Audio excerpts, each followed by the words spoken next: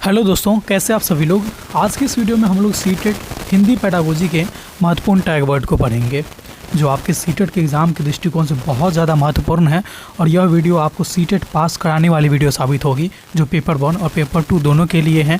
एक ट्रिक के माध्यम से हम लोग पहचानेंगे कि क्वेश्चन का आंसर हम लोग क्वेश्चन देखते ही कैसे छांट पाएंगे। ठीक है, तो यह वीडियो आपके लिए बहुत ज़्यादा महत्वपूर्ण होने वाला है। तो चलिए देखते हैं कि इस वीडियो के अंदर आप किन किन चीज़ों को कवर करेंगे। तो सबसे पहले आप जानेंगे कि सीटेट हिंदी पेडागोजी का जो टैग वर्ड है वो कौन कौन से होते हैं, कौन कौन से पॉजिटिव टैग वर्ड होते हैं, कौन कौन से नेगेटिव टैग वर्ड होते हैं, इसको देखेंगे। और साथ ही साथ अंत में आप प्रश्न को देखते ही आंसर कैसे आप पहचानेंगे, इन चीज़ों को भी सीखेंगे। कुछ MCQ को भी करेंगे लास्ट में, तो वीडियो के एंड तक बने रहिएगा।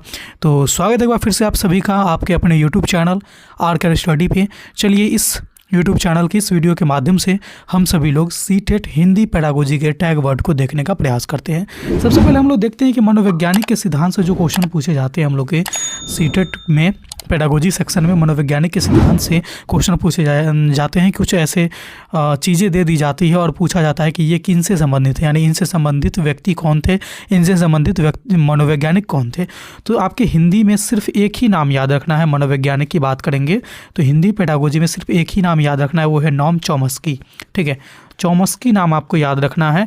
ज़्यादातर बोले तो 90% क्वेश्चन आपको यहीं से बनेंगे। ठीक है, ये टैग वर्ड है क्योंकि यहाँ पे हम लोग इनके सिद्धांत को नहीं पढ़ेंगे, हम लोग ये देखेंगे कि नेम चॉम्स्की से जुड़े कौन कौन से वर्ड आएंगे जो हम लोग समझ जाएंगे कि नॉम चॉम्स्की के बारे में ही पूछा जा रहा है। ठीक है, तो आपके क्वेश्चन में रहेंगे जैसे भाषा सीखने के संदर्भ में सार्वभौमिक व्याकरण के बारे में, तो समझ जाइएगा नॉम चॉम्स्की से पूछा जा रहा है।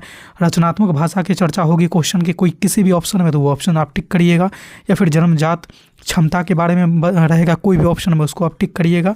या फिर प्राकृतिक प्रक्रिया के बारे में रहेगा, या भाषा अर्जन शब्द रहेगा। ठीक है, इन सारे शब्दों को, इन सारे वर्ड को देखते ही आप सीधा टिक मारिएगा। ये सारे के सारे पॉजिटिव वर्ड हैं और इनसे रिलेटेड अगर नाम पूछा जाएगा कि जैसे मान लीजिए कि भाषा अर्जन के सिद्धांत को किसने दिया, ठीक है, तो वहाँ पर क्या मारिएगा, नॉम चॉम्स्की मारिएगा। एक ही वैज्ञानिक है, इसमें आपको लेव वाइगोत्स्की भी दे देंगे, जीन पियाजे भी दे देंगे, नॉम चॉम्स्की भी दे देंगे, कोहलबर्ग भी दे देंगे। इस तरह से अन्य कोई और नाम दे सकते हैं, लेकिन आप क्या मारेंगे, नॉम चॉम्स्की का चयन करेंगे। ठीक है, तो हिंदी में आपको एक ही नाम याद रखना है, वो है नॉम चॉम्स्की। ठीक है, ये मनोवैज्ञानिक से जुड़े सिद्धांत के बारे में पूछा जाएगा। तो अब चलिए हम लोग बात करते हैं कि कुछ पॉजिटिव टैग वर्ड्स हैं हिंदी पेडागोजी को हल करने के लिए, कुछ महत्वपूर्ण टैग वर्ड्स हैं, उनको देखते हैं। तो सबसे पहले आप देखेंगे कि इसमें आपको लिखा मिलेगा अनुकरण। चूँकि भाषा जो है अनुकरण के माध्यम से ही सीखा जाता है।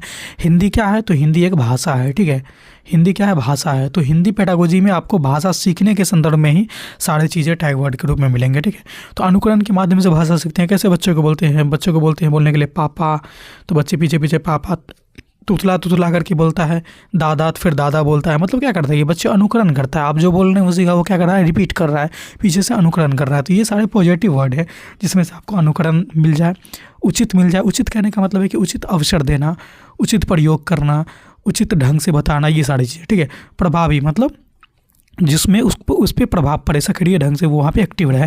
सर्वश्रेष्ठ मतलब कि जिससे वहाँ पे सर्वश्रेष्ठ फल निकल गया है। ठीक है, जो उद्देश्यपूर्ण हो, साथ ही साथ बाल केंद्रित हो, क्रियाशील हो। क्रियाशील कहने का मतलब क्या है कि इसमें बच्चे सक्रिय रहेंगे, करके सीखेंगे। ठीक है, रचनात्मक हो, यानी नए नए चीज़ों का अवसर यहाँ पर मिलेगा।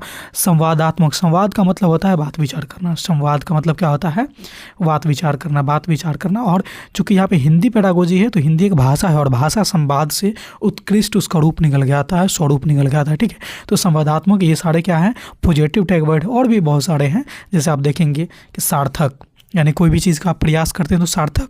अधिगम क्या करेंगे, सार्थक अधिगम करेंगे। प्रेरक, जो बच्चे में रुचि पैदा करे। विकासात्मक, जो बच्चे में भाषा का विकास करे। स्वाभाविक, यानी बच्चे का जो स्वाभाविक भाषा है उसको जोड़ करके उसके आधार पर नई भाषा को आप सिखाइए। ठीक है, व्यवहारिक, यानी जो बच्चे जो व्यवहार में भाषा सीख करके आए हैं पहले स्कूल आने से पहले, घर से, परिवेश से, उसको आप ध्यान में रखेंगे। अनुभव आधारित, यानी बच्चे का जो अनुभव है पहले से भाषा के बारे में, जैसे मान लीजिए कि कोई अपने परिवेश की भाषा बोलता है टूटी फूटी लैंग्वेज में, तो उसके अनुभव को आप ध्यान में रखते हुए फिर उसको मानक भाषा सिखाएंगे। ठीक है, राजभाषा सिखाएंगे, कामकाज की भाषा सिखाएंगे। ऐसा नहीं कि उसका जो अनुभव है ना उसको सीधा नेगलेक्ट कर देंगे और वो जब उस तरह का भाषा बोलेगा तो स्कूल में आप उसको दंडित करेंगे, तो फिर बच्चे कभी नहीं सीख पाएंगे। ठीक है, तो अनुभव को आधारित यहाँ पर रखना है, ये पॉजिटिव है। गतिविधि कराइए, जैसे बात विवाद कराइए, मतलब किसी भी टॉपिक को बोलने का अवसर दीजिए, ये सारे गतिविधि है। सहयोगात्मक ढंग से सिखा सकते हैं, समग्र विकास कर सकते हैं। ठीक है, ये कुछ पॉजिटिव टैग वर्ड और भी हैं, आप उसको भी देख लीजिए। लीजिए, ये सारे के सारे वर्ड आपको ध्यान में रहने चाहिए हमेशा। जैसे भाषा कौशल का विकास, ये भी पॉजिटिव में आएंगे। अभिव्यक्ति की स्वतंत्रता, अभिव्यक्ति का मतलब क्या होता है कि मन की बात को व्यक्त करना, यानी अपने अंदर की जो बात है उसको व्यक्त करना। यानी बच्चों को अभिव्यक्ति की स्वतंत्रता दीजिए, वो बोल करके अपनी बातों को रखे, तब तो वो टूटी फूटी शब्द में बोले कि उसमें कहाँ पे सुधार करने की आवश्यकता है, कहाँ पे ज़रूरत है किस चीज़ को बदलने का। ये सारी चीज़ें तभी आपको सामने निकल के आएगा जब वो अभिव्यक्त करेगा वो चीज़ों को, ठीक है। रुचि के अनुसार शिक्षा दीजिए, सीखने में सहायक प्रदान करिए, और मातृभाषा का प्रयोग से उसको कभी भी नहीं रोकिएगा, ठीक है। हमेशा उसको प्रोत्साहन किया जाना चाहिए, ये बड़ा ही इंपॉर्टेंट है। ये कई बार सीटेट में डायरेक्ट पूछा है, बहुत बार पूछा है, ठीक है, कि मातृभाषा के प्रयोग को प्रोत्साहन मिलना चाहिए। यहाँ पे ऑप्शन में दे देगा हतोत्साहन। हतोत्साहन का मतलब क्या है कि मातृभाषा का प्रयोग करेगा तो उसको दबा दीजिएगा, उसकी बात को डांट दीजिएगा, ये नहीं होना चाहिए। मातृभाषा के प्रयोग को प्रोत्साहन मिलना चाहिए, ठीक है। वो जिस भी पृष्ठभूमि से आता है, जो भी भाषा पहले से सीख के आता है, चाहे कोई भी भाषा हो, मानक भाषा हो नहीं हो, उसके परिवेश का जो भी टूटा फूटा भाषा हो, क्षेत्रीय भाषा हो, उसको आप सम्मान दीजिएगा, ठीक है। उसकी भाषा को सीखते हुए, उसकी भाषा को उसको ध्यान में रखते हुए उसको नई भाषा आप सिखाइए। जैसे हिंदी मीडियम का क्लास है तो हिंदी सिखाइए, अंग्रेजी मीडियम का क्लास है तो अंग्रेजी सिखाइए, लेकिन वो जो पहले घर से सीख के आया ना जिस परिवेश से, उसको भी सम्मान देते हुए। ऐसा ना कि उसको आप दबा दीजिए कि ये बोलना ही नहीं है, बोलोगे स्कूल से बाहर निकाल देंगे, मारेंगे पीटेंगे, ऐसा कुछ नहीं होना चाहिए, ठीक है। तो ये सारे के सारे वर्ड आपको जिस भी ऑप्शन में दिख जाएंगे। अगर क्वेश्चन आपसे पॉजिटिव वे में पूछा जा रहा है, क्वेश्चन में लास्ट में अगर नहीं लगा हुआ है, तो उसका सारा का सारा ये जितने सारे वर्ड जिस भी ऑप्शन में दिखेंगे, सारे ऑप्शन आपके सही होंगे। अगर एक में है तो उसका आंसर केवल एक होगा, और 2-3 में दिख गया तो एक से अधिक वाला उसका सही आंसर हो जाएगा, ठीक है। तो ये थे हिंदी पेडागोजी के कुछ महत्वपूर्ण पॉजिटिव टैग वर्ड। आगे चलिए हम लोग बात करते हैं हिंदी पेडागोजी के लिए कुछ निगेटिव टैग वर्ड कौन कौन से हैं, जिसको ध्यान में रखना है कि अगर ये सब वर्ड हमको दिख जाए तो वो क्वेश्चन का आंसर कतई नहीं होगा, कतई नहीं होगा। इसको छांटने का तरीका, जैसे ये दिख गया ऑप्शन को आप सीधे स्किप करते हुए आगे बढ़िए। जैसे ए में दिख गया छोड़ दीजिए, बी में दिख गया छोड़ दीजिए, यानी ए बी तो होगा ही नहीं। अब बचा सी और डी, सी डी में से एक को चुन लीजिए, वही इसका सही आंसर हो जाएगा, ठीक है। तो चलिए देखते हैं वो कौन कौन से नेगेटिव टैग वर्ड है हिंदी पेडागोजी के लिए, ठीक है। आपके सामने है जैसे केवल किसी भी चीज़ में लग गया तो समझ जाइए कि उसका आंसर वो सही नहीं होगा, ठीक है। और केवल अनुकरण से तो भाषा सीखते नहीं है बच्चे। अगर केवल अनुकरण से ही भाषा सीख जाते तो बच्चे के सामने जो चीज़ बोला जाता है सारा चीज़ सीख जाते, किताब की जरूरत नहीं पड़ती है, समृद्ध भाषाई परिवेश की जरूरत नहीं पड़ती, स्कूल की जरूरत नहीं पड़ती, लिखने की जरूरत नहीं पड़ती, क्या तो केवल वाला तो होगा नहीं। अब गलत कभी भी उसको गलत कह के नहीं डांट सकते हैं, अशुद्ध कभी भी नहीं कह सकते हैं। अनुपयुक्त हमेशा उपयुक्त की बात होती है, ठीक है, जो उसके लिए उपयुक्त हो, उसके लिए लाभदायक हो। अनुपयुक्त का मतलब क्या है, उसके लिए हानिकारक हो, उपयोगी नहीं हो। अव्यवहारिक कभी भी नहीं बनना है, अव्यवहारिक कभी भी नहीं बनना है, अप्रभावी ढंग से कभी भी शिक्षा नहीं देना है, निरर्थक बातें कभी करनी ही नहीं है, हमेशा अर्थ की बात करनी है जिससे बच्चे में सर्वांगीण विकास हो, ठीक है। बाधक नहीं, हमेशा साधक की बात होना चाहिए, ठीक है। हानिकारक नहीं, लाभदायक की बात होना चाहिए, एक तरफा नहीं, चहुमुखी विकास की बात होनी चाहिए, ठीक है। ये सारे वर्ड निगेटिव है। जैसे यांत्रिक नहीं होना चाहिए, यांत्रिक का मतलब होता है मशीनी ढंग से कि रोबोट की तरह बोल दिया सुन लिया, नहीं, उसको करके सिखाइए। रटंत प्रणाली पे नहीं होना चाहिए, उसको सीखने पे मजबूर करिए, वो सीखे, रुचि पैदा करिए उसमें, ठीक है। दंड नहीं दीजिए, उसको अंदर से रुचि लाइए, उसको प्रेरित करिए सीखने के लिए। भय आधारित नहीं होना चाहिए, कक्षा में तो भय का माहौल होना ही नहीं चाहिए। शिक्षक केंद्रित नहीं होना चाहिए, बाल केंद्रित होना चाहिए। बोझिल नहीं लगना चाहिए, उसमें रुचि लगना चाहिए। अरुचिकर नहीं होना चाहिए, उसमें रुचि लगना चाहिए, ठीक है, मन लगना चाहिए। और वैज्ञानिक नहीं होना चाहिए, वैज्ञानिक ढंग से होना चाहिए। अस्वाभाविक नहीं बल्कि स्वाभाविक ढंग की चीज़ें होनी चाहिए बच्चे के लिए, तभी बच्चे सीख पाएंगे।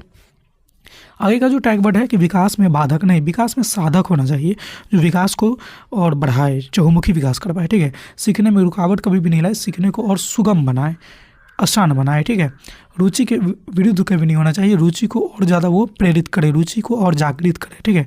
मातृभाषा के प्रयोग पे कभी भी रोक नहीं लगाना है। मैंने इससे पहले जो पॉजिटिव टैग वर्ड बता रहा था उस टाइम भी बताया। और परिवेश की भाषा को हतोत्साहित तो बिल्कुल करना ही नहीं है। अगर हतोत्साहित कर दीजिएगा, मान के चलिए कि जैसे कि इंग्लिश मीडियम का क्लास है, ठीक है, इंग्लिश मीडियम का सपोज करिए कि इंग्लिश मीडियम का क्लास है, बच्चा जिस परिवेश से आया है वहाँ हिंदी बोला जाता है, ठीक है, हिंदी बोला जाता है।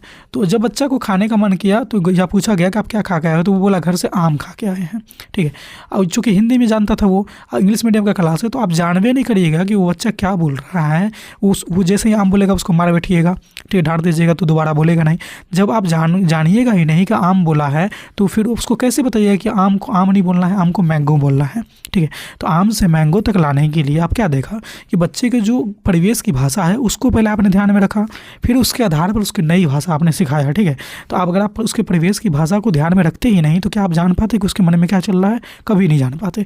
इसीलिए उसके जो परिवेश की भाषा है उसको हतोत्साहित करना ही नहीं है, उसकी मातृभाषा को कभी भी हतोत्साहित करना नहीं है, इस सब पे कभी रोक लगाना ही नहीं है। ये एक साधक के रूप में काम करते हैं। बच्चे का जो पुराना अनुभव है ना, ये कक्षा में एक साधक के रूप में काम करते हैं। ठीक है, तो ये थे कुछ नेगेटिव, कुछ पॉजिटिव टैग वर्ड, कुछ वैज्ञानिक से जुड़े हुए टैग वर्ड थे जो कि आपके आज के इस सेशन में मैंने आपको बताया। अब देखिए कि इससे क्वेश्चन कैसे बनते हैं।